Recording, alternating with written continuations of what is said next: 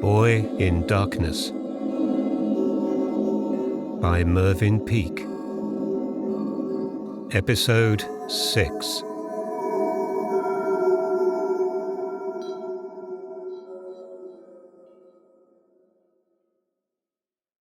After about 5 hours of watching over the sleep-drugged boy, the 2 sentries got to their feet and made their way to the candle-lit vault. There being no reply to Hyena's query as to whether or not they might enter, they drew the curtains softly aside and peered in. At first they could see nothing. The spines of the books that filled one of the walls gleamed in the gloating light. The sumptuous red carpet flooded the floor, but the high chair was empty. Where was the lamb? Then they saw him, all at once, and with a start of recognition. His back was towards them, and such was the vagary of the light that standing there he was beyond the range of 2 clusters of candles. He was all but invisible. But a little time later he moved a little to the west, and they saw his hands. And yet, at the same time, they did not see his hands, for they were moving so fast one about another, circling one another, separating, threading and weaving their 10 fantastic fingers in such a delirium of movement, that nothing could be seen but an opalescent blur of light that sometimes rose, sometimes sank, and sometimes hovered like a mist at the height of the white lamb's breast. What was happening? What was he doing? The hyena shot a sideways glance at his companion and found no enlightenment there. How could they know that such were the fermentations in the brain of the lamb, that they could not be endured a moment longer without the aid of the body? For there comes a time when the brain, flashing through constellations of conjecture, is in danger of losing itself in worlds from which there is no return. And so the body, in its wisdom, flies alongside, ready, by means of its own rapidity, to grapple, if the need arose, with the dazzling convolutions of the brain. What the hyena and the goat were witnessing was just this.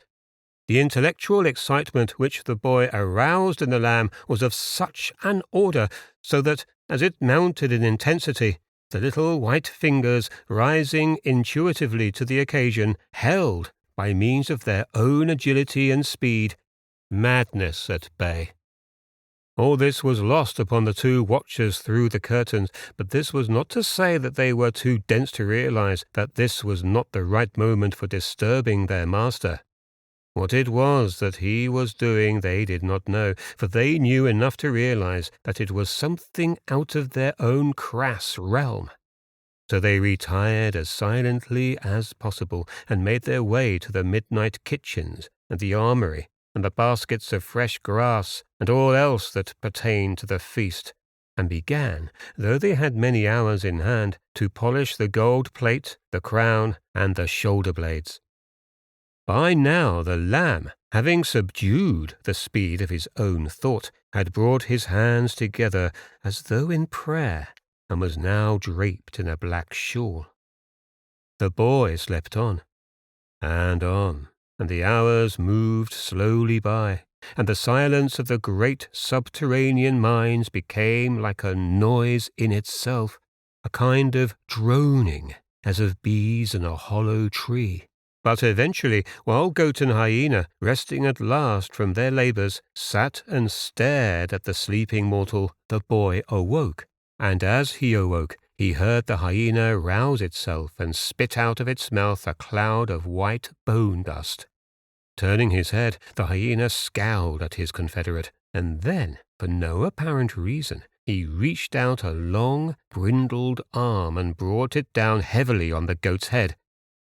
This thump, that might have killed a man, merely shook the goat badly, and to ward off the possibilities of the hyena repeating the attack, the goat showed his teeth in a grin, both irritating and beastly, though it was true this smile was to some extent shrouded by a cloud of rising dust that billowed up from the goat's head.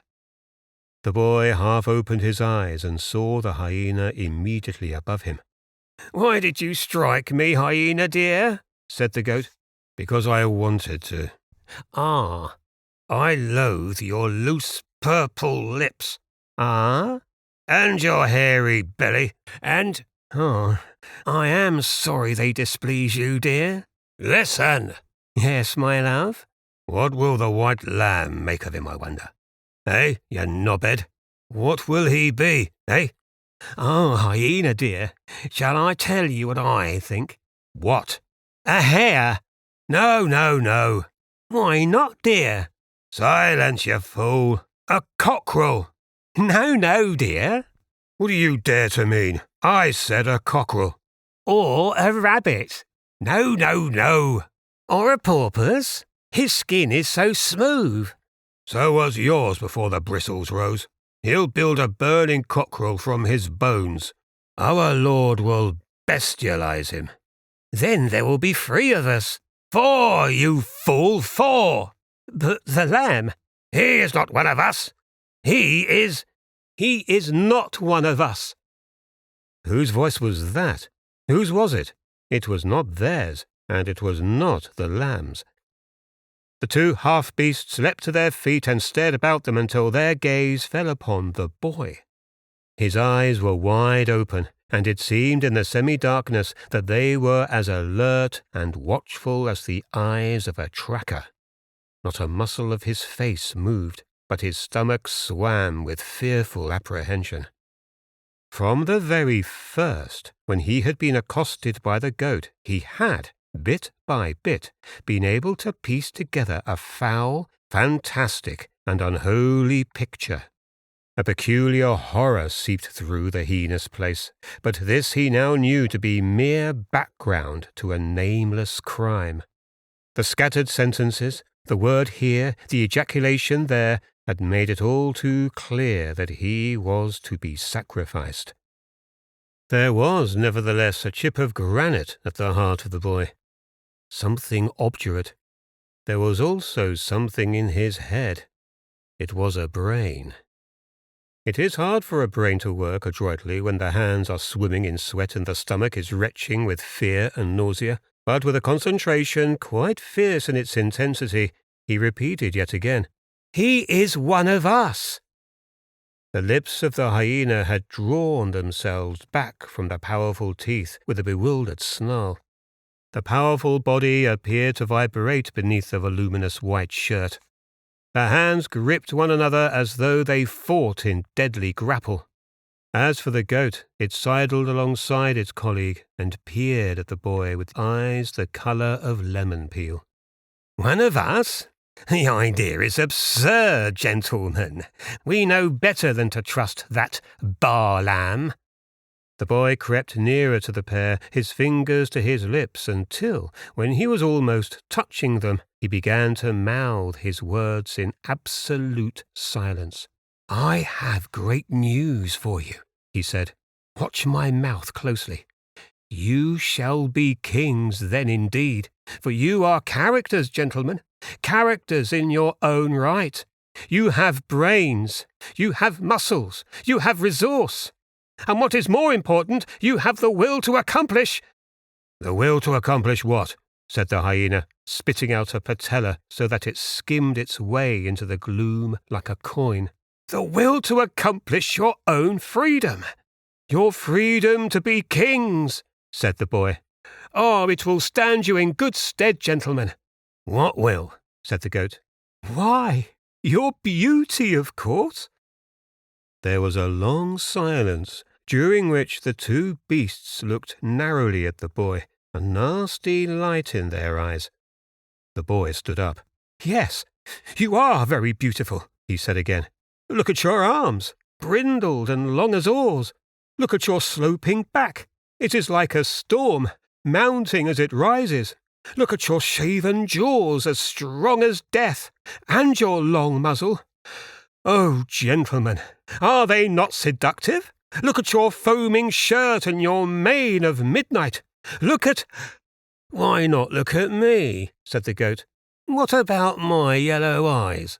"To bloody hell with your yellow eyes," mouthed the hyena savagely as he turned to the boy. "What was that you said about kings?" "One thing at a time," said the boy. "You must be patient. There is a day of hope and wild revenge. Do not interrupt me.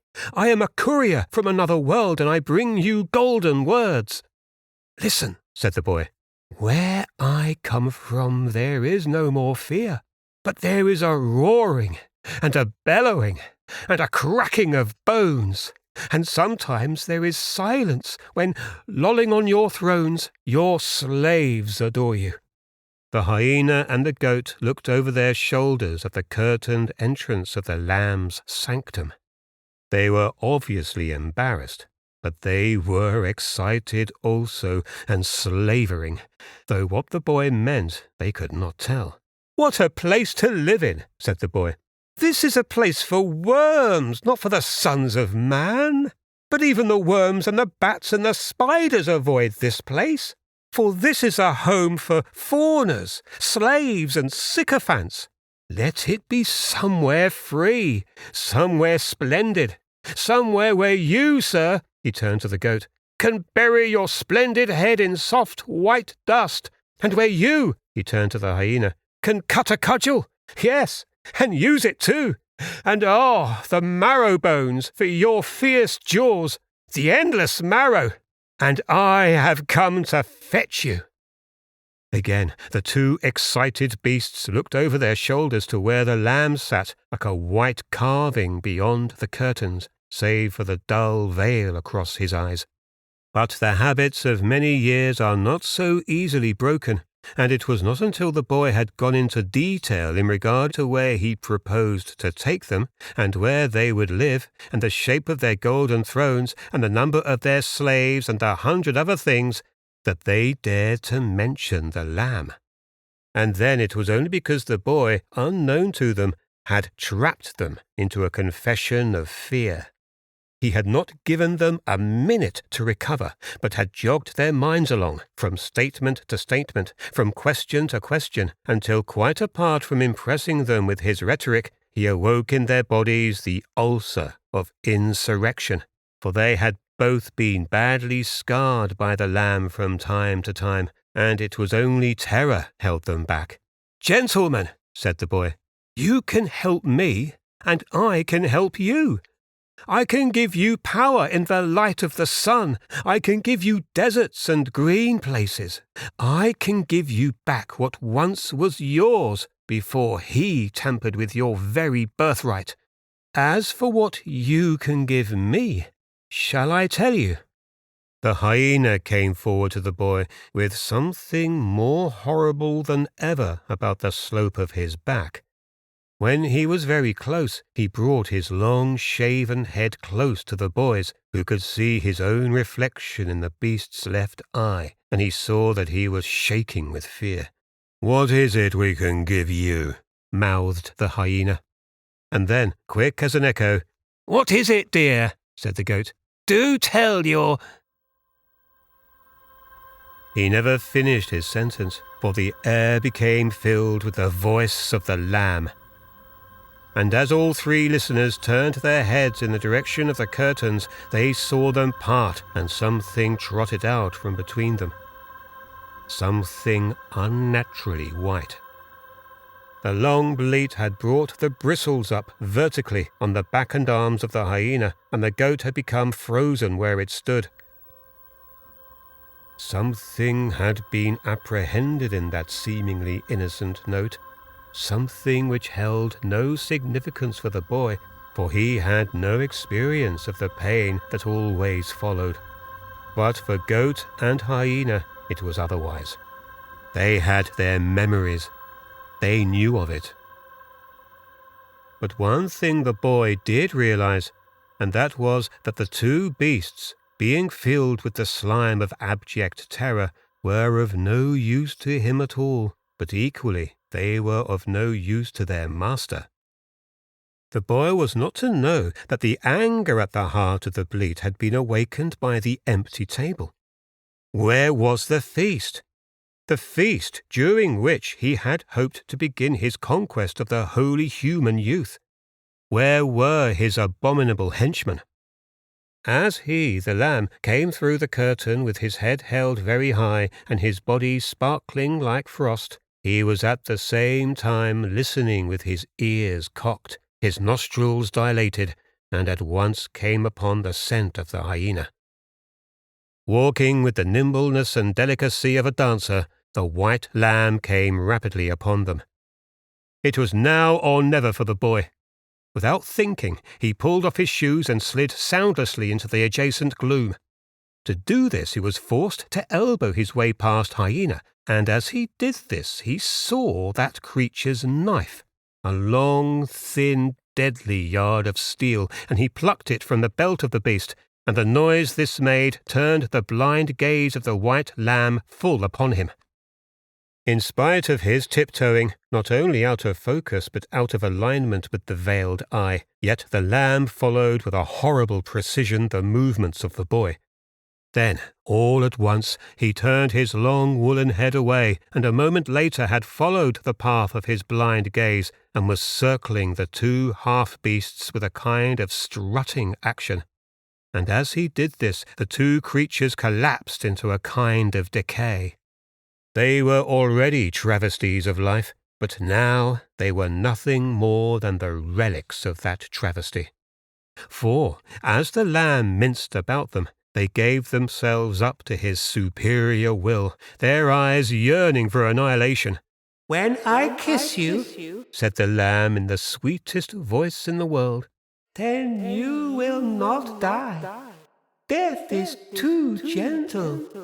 Death is too enviable. Death is too generous. What I will give you is pain.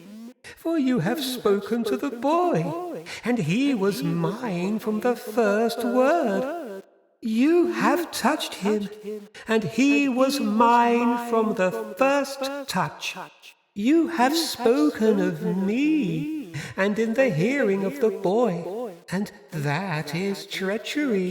You have not prepared the feast, so I will give you pain. Come and be kissed, that the pain may begin. Come to me, come." At the sight of the two creatures heaving their collapsed bodies across the floor, the boy retched with a nausea of the soul and body, and, lifting the sword above his head, he moved inch by inch towards the lamb. But he had progressed no farther than a few feet before the lamb ceased in its weavings, and turning his head to one side, took up an attitude of extreme concentration.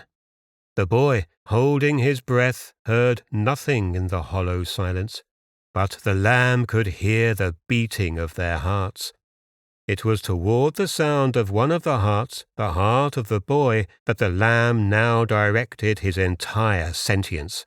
"Do not think there is anything you can do," said the voice, like a chime of little bells, "for already you are losing your strength. Your nature is drifting from you. You are becoming mine." "No!" shouted the boy. "No! No! You tinkling devil!"